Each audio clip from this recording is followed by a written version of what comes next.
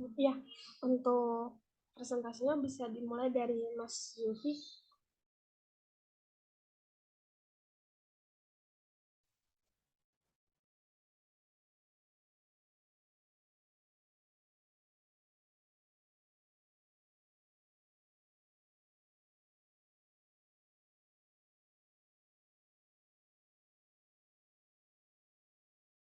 Iya, mohon maaf karena Mas Zulfinya mungkin terkendala jaringan. Saya mulai aja.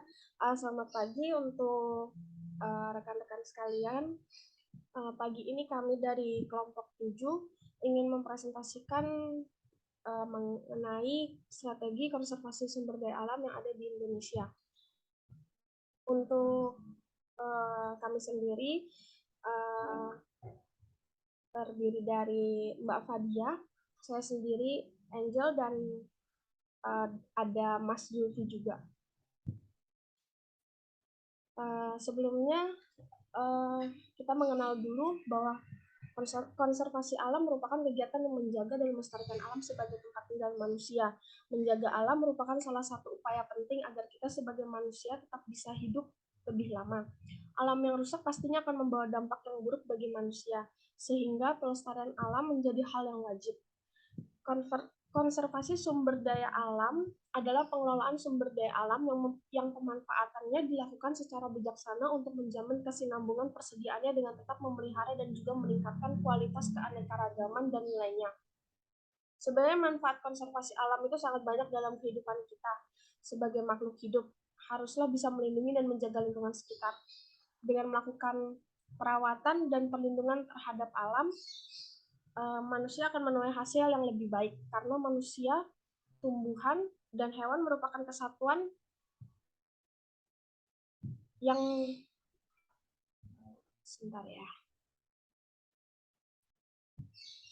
yang saling membutuhkan. Semua melangsungkan kehidupannya dengan saling membantu satu sama lain. Membantu menjaga lingkungan adalah salah satu yang bisa dilakukan manusia sebagai salah satunya menjaga konservasi alam. Kenapa strategi konservasi itu penting? Yaitu untuk mencapai 3 tujuan utama, yaitu yang pertama untuk menjaga proses ekologi dan sistem pendukung kehidupan untuk mempertahankan kelangsungan hidup dan perkembangan manusia. Yang kedua, untuk melestarikan keragaman genetik untuk mempertahankan fungsi banyak proses dan sistem pendukung kehidupan yang menggunakan sumber daya hidup. Yang ketiga, untuk memastikan pemanfaatan berkelanjutan spesies dan ekosistem yang mendukung manusia serta industri. Strategi konservasi alam di Indonesia sebagai tindak lanjut merupakan tindak lanjut dari pelaksanaan Undang-Undang Nomor 4 Tahun 1982 yang mengatur mengenai ketentuan-ketentuan pokok pengelolaan lingkungan hidup yang terdapat di dalam Undang-Undang Nomor 23 Tahun 1997, di mana sekarang sudah diubah menjadi Undang-Undang Nomor 32 Tahun 2009 tentang PPLH. Strategi konservasi sumber daya alam disusun dengan maksud untuk memberikan pedoman kepada para pengelola sumber daya alam dalam menggunakan sumber daya alam untuk memenuhi kebutuhan masyarakat dan pembangunan. Konservasi adalah pelestarian atau perlindungan segenap proses pengelolaan suatu tempat agar makna kultural yang dikandungnya terpelihara dengan baik, atau dengan kata lain juga bisa diartikan dengan pemeliharaan dan perlindungan terhadap sesuatu yang dilakukan secara teratur untuk mencegah kerusakan dan kemusnahan dengan cara pengawatan. Konservasi alam merupakan kegiatan menjaga dan melestarikan alam sebagai tempat tinggal manusia. Strategi konservasi sumber daya alam hayati Indonesia sangat dipengaruhi oleh strategi konservasi yang ada di dunia, yaitu International Union for Conservation of Nature. Konsep yang dibangun di dalam IUCN dalam membangun kawasan konservasi lebih banyak mengadopsi situasi di negara maju sehingga tidak sepenuhnya cocok untuk negara kita. Di dalam World Wide Fund for Nature, Indonesia menerapkan 4 strategi terpadu untuk memastikan konservasi dan penggunaan sumber daya alam yang berkelanjutan di Indonesia. Yang pertama ada pengelolaan kawasan, yang kedua ada rencana pemanfaatan lahan berkelanjutan, yang ketiga reformasi sektor, dan yang keempat pendanaan berkelanjutan. Untuk slide selanjutnya boleh dibacakan oleh Mbak Fadia.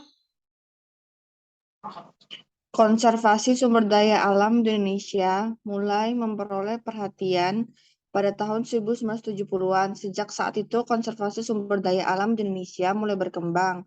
Tujuan dilaksanakannya konservasi tersebut adalah untuk yang pertama memelihara proses ekologi yang penting dan sistem penyangga kehidupan. Kedua, menjamin keanekaragaman genetik. Yang ketiga, pelestarian pemanfaatan jenis dan ekosistem. Sedangkan peranan kawasan konservasi dalam pembangunan meliputi A. Penyelamat usaha pembangunan dan hasil-hasil pembangunan. B. Pengembangan ilmu pendidikan. C. Pengembangan kepariwisataan dan peningkatan devisa. Berdasarkan Pasal 5 Undang-Undang Nomor 5 Tahun 1990 dan Strategi Konservasi Dunia, kegiatan konservasi sumber daya alam, hayati, dan ekosistemnya meliputi kegiatan yang pertama, perlindungan proses-proses ekologis yang penting atau pokok-pokok dalam sistem-sistem penyangga kehidupan. Yang kedua, pengawetan keanekaragaman jenis tumbuhan dan satwa beserta ekosistemnya. Ketiga, pemanfaatan secara lestari sumber daya alam, hayati, dan ekosistemnya. Strategi konservasi nasional telah dirumuskan ke dalam 3 hal dan taktik dalam pelaksanaannya adalah sebagai berikut. Yang pertama, perlindungan sistem penyangga kehidupan PSPK. A. Penetapan wilayah PSPK. B. Penetapan pola dasar pembinaan program PSPK. C. Pengaturan cara pemanfaatan wilayah PSPK. D. Penerbitan penggunaan dan pengelolaan tanah dalam wilayah PSPK. E. Penerbitan maksimal pengusahaan di perairan dalam wilayah PSPK. 2. Pengawetan keanekaragaman jenis tumbuhan dan satwa beserta ekosistemnya. A. Pengawetan keanekaragaman tumbuhan dan satwa beserta ekosistemnya. B. Pengawetan jenis tumbuhan dan satwa konservasi in situ dan ex situ. Ketiga, pemanfaatan secara lestari sumber daya alam hayati dan ekosistemnya. A. Pemanfaatan kondisi lingkungan kawasan pelestarian alam. B. Pemanfaatan jenis tumbuhan dan satwa liar dalam bentuk pengkajian, penelitian, dan pengembangan penangkaran, perdagangan, perburuan, peragaan, pertukaran, dan budidaya. Langkah dan strategi konservasi alam melindungi dan menjaga daerah tangkapan hujan di kawasan pegunungan agar selalu terjaga kesediaan air.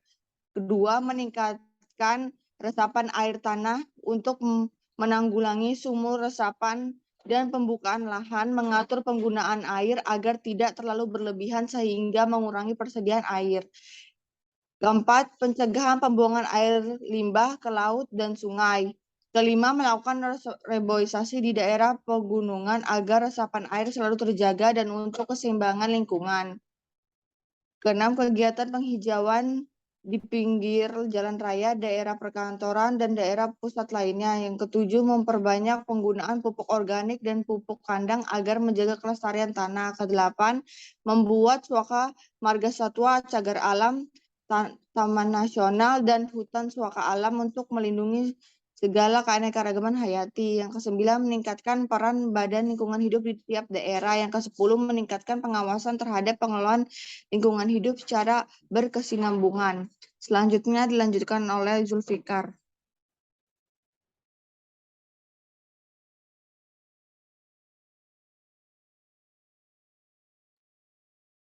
Untuk terakhir, strategi dan langkah dalam mendukung konservasi alam di atas merupakan sedikit dari banyak hal yang bisa kita lakukan.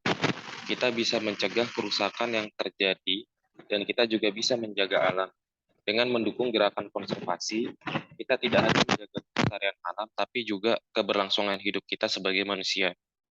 Kita bisa mengendalikan dan meminimalisir kerusakan alam yang berarti juga bisa meningkatkan hidup kita. Yang paling penting adalah membangun kesadaran terhadap diri sendiri untuk selalu peduli terhadap isu lingkungan, serta berperan aktif untuk menjaga dan melestarikannya. Dengan lingkungan yang berkualitas, maka hidup kita juga akan berkualitas. Ya, sekian dari presentasi kelompok kami. Apakah ada pertanyaan?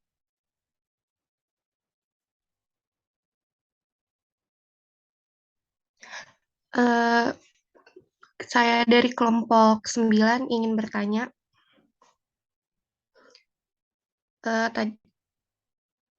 Tadi kan ada disebutin konservasi ex situ dan in situ. Boleh tolong disebutkan contohnya seperti apa? Terima kasih.